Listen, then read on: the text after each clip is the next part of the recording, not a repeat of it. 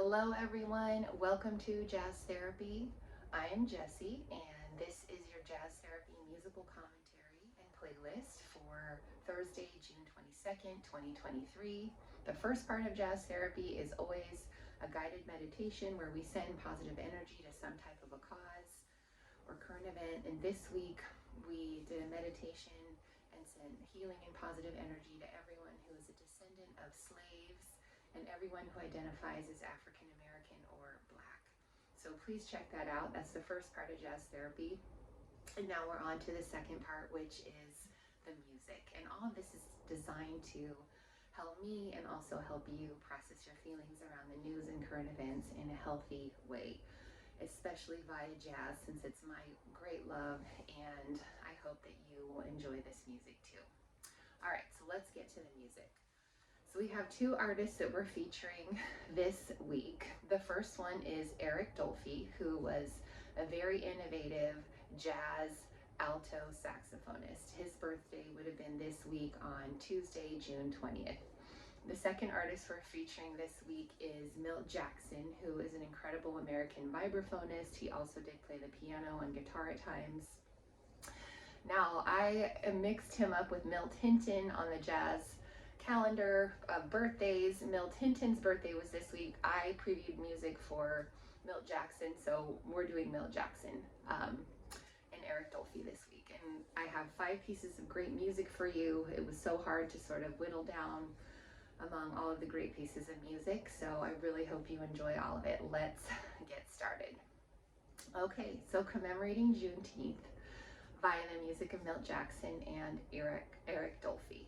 All right, the first category of music that our song goes into is emotional dwelling. And emotional dwelling is a category when we want to listen to a piece of music to mirror our mood. Now, when I thought about how I felt about Juneteenth, I think I have a lot of mixed feelings. I wouldn't say I feel like it's a day of happy celebration. It seems more a commemoration and a reconciliation with our nation's very painful past of history. Yes, it is wonderful in the sense that this day commemorates the formal end of slavery. When Union troops finally went into Texas and liberated the remaining 250,000 slaves who were still oppressed there, even though the Emancipation Proclamation had been issued about 2 years earlier. So it's good in that sense, and those folks had to endure another 2 years in bondage, and it also just really forces us, and I think really is it feels somber in a way, because it is a reconciliation and acknowledgement of our nation's past with slavery, and it's also a very I guess for me, I feel like there's still so much work to be done. So I just have mixed feelings about Juneteenth. It's somber, it's intense, and it is part of our history. I was doing some reading, just getting ready for today, and I came across an article, and the Reverend William Barber, who's a very renowned human rights activist as well as pastor, he just retired from preaching at his church in North Carolina, I believe this past Sunday, and he's now headed to Yale to head the Center for Public Theology and Policy at Yale, which he co-founded. And he said in an article that I'll put a link to that Juneteenth was, quote, not really a day of celebration, but a day when the lie was undone. And he went on to say, Juneteenth should be the time you really ask the question, how much more will you fight for truth when people have lied to you and stolen from you? And I really resonated with this, just that it's not just a happy day. It's a day of reflecting on time that was stolen from slaves. It's a day that really puts us to reflect deeply on our history and the state of things. And it also reminds me in psychotherapy, something I talk about with my own patients and that I also have experienced myself. And it's sort of this idea that when we finally have closure on something, in this case, it's Juneteenth, when the slaves were finally liberated. It could be when somebody finally passes away, maybe that's had a terminal illness. It could also be, for example, somebody finally getting into a healthy relationship after not having had that in their life. At that point, when sort of the thing finally does come, or we get what we want, or we get the closure, it can bring about a tremendous amount of grief and mourning, feelings of loss and sadness, and feelings that we really hadn't been able to kind of process because we were just trying to survive. And in the case of Juneteenth, there's so much here, and there's also so much work to be done, as Reverend William Barber exhorts us to. So I really resonated with that and wanted to speak to that. That said, I know this is a bit long-winded. The piece I chose for this category is called How Long Blues, and this is from an album that Milt Jackson and Ray Charles did together called Soul Brothers Soul Meeting. It was originally issued in 1957. It was recorded as just Soul Brothers, and then the rest of the album was released in 1961, and this album is superb. It is absolutely superb. In How Long Blues, we hear Milt Jackson on the vibraphone. We also hear Ray Charles pick up the saxophone. And I read a comparison to his saxophone playing being that of kind of like Stan Getz, who had sort of an airy, breathy tone on the saxophone, which I think is true, and yet there's so much deep soul that comes out in this piece. And this piece is bluesy, it's relaxed, there is a lamentation type of aspect to it. It's not 100% sad blues, and even the title, How Long Blues, I feel like this is so apropos for Juneteenth, especially the slaves who were liberated on June 19, 1865. They were liberated 2 years after the Emancipation Proclamation, and to me, it's almost just this idea of like, how long did people have to endure suffering? And the piece really captures this feeling. And there's also a beautiful guitar solo on it. This whole album is really incredible, so do give it a listen. I wanted to feature many more pieces from it, and I probably will when we get to Ray Charles, his birthday commemoration at some point. So check this song out. I really hope you like it. Going on to the second category, emotional innovation. And this is when we want to listen to music to experience something new. And the song I chose for this category is called Impressions. And it's John Coltrane gets the credit. It's John Coltrane featuring Eric Dolphy. And this is from an album that is going to be released on July 14th. This is the single that they released for us. It's from an album called Evenings at the Village Gate, John Coltrane with Eric Dolphy. And this was recorded in 1961.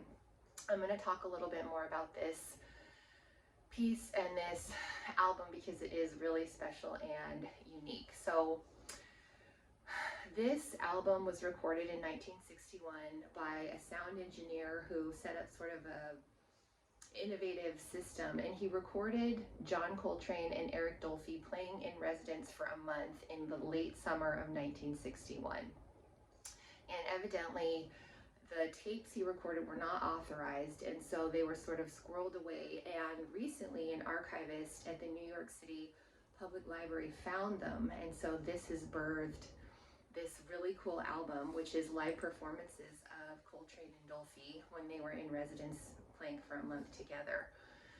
Now, this was a really interesting time when this music came out. John Coltrane in 1961 had a big commercial success recording My Favorite Things, which is a beautiful album. My Favorite Things being one of the famous and popular songs from the musical Sound of Music, and of course what Coltrane does with it is just really cool and innovative. So he had done that. However, he was also experimenting with more groundbreaking styles of jazz, where he was not playing in the melody. He was just kind of really exploring, and that's really what Eric Dolphy's music is to me. It is deep exploration and innovation. And in some reading that I did for today, I'll put a link to a really great article that NPR did to cover the release of this coming album, Impressions. And in the article, there's also a link to another one about Downbeat wrote an article profiling Coltrane and Dolphy in 1962, and I'll talk about that in a little bit. However, John Coltrane and Eric Dolphy were really good friends, and they had been kind of working together and touring together a little bit. And earlier that year, Coltrane and Dolphy were playing in Hollywood, and a jazz critic heard them play, and he left an absolutely scathing review of their work and said it was basically anti-jazz. He kind of implied that the music didn't have any swing and that it was really kind of cacophony. So I think that was definitely in the background. It was new music. Dolphy really pushed John Coltrane to explore and push the boundaries of what he had heretofore done. And I hadn't really gotten deeply immersed in his music before. However, I think doing this really just deepened my appreciation for what the two of them were trying to do, which was take jazz beyond playing the standards, you know, playing the Cole Porter, Duke Ellington, Gershwin songbook, which are awesome, but they wanted to really explore and innovate. So the Downbeat article is really cool because it's an interview with the two of them at the time, and I wanted to read a couple quotes that were very poignant for me in getting into today. So the interviewer asks Dolphy and Coltrane at one point, what is your inspiration and what are you trying to do? And so I wanted to read this quote. So Dolphy says, I don't know if it's valid in jazz, but I enjoy it, he says. It somehow comes in as part of the development of what I'm doing. Sometimes I can't do it. Okay, and so what he's talking about is he was very influenced by birds and the sounds of nature. He said, at home in California, I used to play and the birds used to whistle with me. I would stop what I was working on and play with the birds. I was really, really struck by this quote because I really heard such a deep level of attunement that Eric Dolphy is talking about that he has as an artist.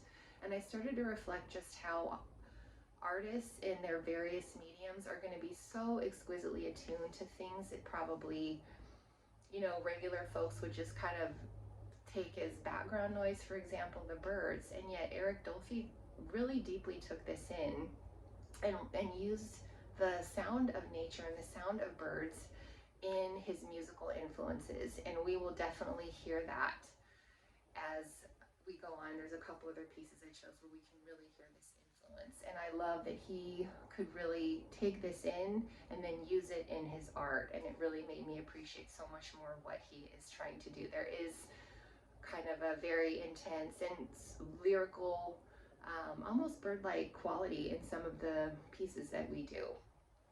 The interviewer also in this same article, this Downbeat article in 1962, asked John Coltrane, what are you trying to do? Like, what is the point of this music that is, it didn't say anti-jazz, but it was very different. It was discordant. It was very, very innovative. And John Coltrane said, I think the main thing a musician would like to do is to give a picture to the listener of many wonderful things he knows and senses in the universe. That's what music is to me. It's just another way of saying this is a big, beautiful universe we live in that's been given to us. And here's an example of just how magnificent and encompassing it is. That's what I would like to do. I think that's one of the greatest things you can do in life, and we all try to do it in some way. The musicians is through music. Wow. Well, I wouldn't expect anything less from John Coltrane, but how absolutely beautiful. He is just saying that music is everything. It expresses everything that life is. It also reminds me of a Louis Armstrong quote. He said once, what we play is life, when someone asked him about jazz. I believe I read that he said that, I think, when he was ill and one of his doctors was asking him about what is jazz, what is the point of it, and it really is. Jazz encompasses our agonies, our ecstasies, our passion, our sexual desires, our lust, our deep connection to one another, sometimes our anxieties, our pain, our aches, our longings. Jazz is everything. And it was so incredible just to read this interview and also just to hear John Coltrane and Eric Dolphy talk. Their fondness for one another, their affinity for one another comes off. How deeply thoughtful and what a rich interior life each of them has is also very evident. It's so beautiful to see just these two artists talking like this together. The article feels very fresh and contemporary, even though it is older. So do give it a read. And I really hope you enjoy this track. I really wish I could have been in this club to hear them play live together. This recording has that vibe of being in a club and just you're having that live performance energy. So please do check it out. All right, going on to our third category, emotional reverie. This is when we want to listen to music to dream and remember. The song I chose for this category is called Sketches of Melba, and this is an Eric Dolphy song on his album Out There. This is a Rudy Van Gelder remaster. Anytime Rudy Van Gelder, who's a very famous sound engineer, is on an album, you see his name, you will know for sure that the quality, the sound quality is excellent. And this was recorded in 1960. And Dolphy here is on the flute. He definitely gets sort of out there in what he is doing with this tune. There's a soft and gentle tone to it, yet he really lets himself kind of go on the flute. As I was speaking about the musical influence on him of birds, I really hear that in this tune. And I found myself sort of really just kind of daydreaming and reflecting when I heard this piece, you know, which is what we want to do on Juneteenth, so I wanted to put it in this category. And I hope you enjoy it. All right, moving on to our fourth song, Emotional Tone Setting. And again, we have another Dolphy tune. And a tone setting is when we want to sort of create a vibe or a mood. And the song that goes in this category is called Mambo Ricci. And this is from an album called the Latin Jazz Quintet plus Eric Dolphy. And this was recorded in 1960. And I wanted to include this because it really shows the versatility of Eric Dolphy. The Latin Jazz Quintet was sort of, as the titular reference, Latin jazz themed band, and Eric Dolphy kind of came along with them and played, and he's able to kind of let himself go and experiment, and you kind of get that mambo feeling, and yet he continues to really retain his originality in the way that he plays. He's still a little bit out there, and yet he seems to be in harmony with the group. And I just love how versatile he is, that he could do something like this. He could, you know, play with Coltrane and really just kind of get out there totally wild on the edge, and that, you know, he could also play softly like in Sketches of Melba, where we hear the influence of birds in his playing. So I really hope you enjoy this one. And finally, moving on to the fifth piece of music, Emotional Galvanization. Now this is when we want to listen to a piece of music to kind of inspire or encourage us. It could be to go out and vote, it could be to sort of meditate more, to help your community, whatever it is, even just get up and dance. And the song I chose for this is called John Brown's Body, and it's from an album that features Oscar Peterson and Milt Jackson called Very Tall. This was recorded in 1961. Again, excellent, excellent album. Now, John Brown was a famous abolitionist, as you probably know, and the song John Brown's Body was an old gospel tune that had been adapted and set to the tune of, I believe, Glory, Glory, Hallelujah. So it does sort of have this gospel kind of bluesy feel. There's kind of a jaunty quality to it, and yet when I really hear it, it reminds me again of still how much work this country has to do in terms of dismantling systemic and institutional racism, how much more work I personally have to do on myself in terms of continuing to dismantle my unconscious racial biases. And just that, you know, the spirit of the song is that we have to kind of keep going. It reminds me of what Reverend William Barber II spoke to about just, you know, how much are you willing to fight for things that we still have to kind of keep going. There's great solos, two of them by Milt Jackson, and Oscar Peterson is just absolutely sublime on the piano as always. So this was a little bit of a longer video today. I had 5 songs and kind of a lot of history and background to cover. Thank you for kind of nerding out with me on this level. I really hope you enjoy the music and that it helps you. I know it really helped me to kind of take in Juneteenth at a much deeper level. Please check out jazztherapy.com, leave me a comment. You can always shoot me an email at info@jazztherapy.com. I'd love to hear from you and have some more jazz buddies who enjoy this incredible art form as much as I do. Thank you so much. May jazz therapy soothe your soul.